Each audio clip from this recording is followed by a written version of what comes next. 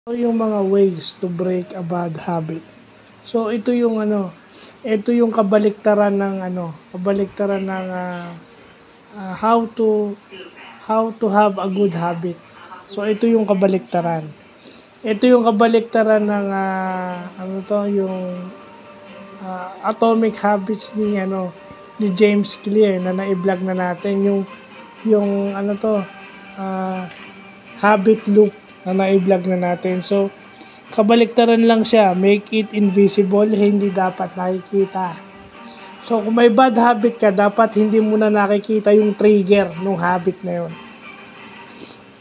Make it unattractive, kumbaga papangitin mo yung habit na yun. Diba kung naninigarilyo ka, dapat hindi mo na makita yung sigarilyo. At saka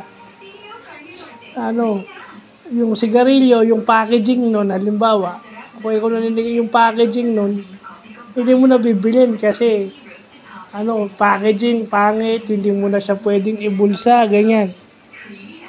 Tsaka mahirap na siyang ilagay sa bulsa dahil nayuyupi o nasisira. At syempre, pinakauli unsatisfying.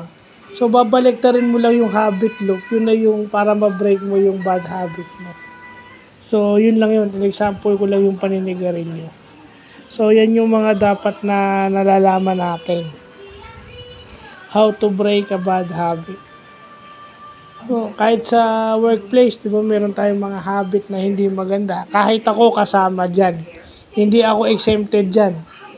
Lahat ng tao may bad habit, kaya wag mo sasabihin wala.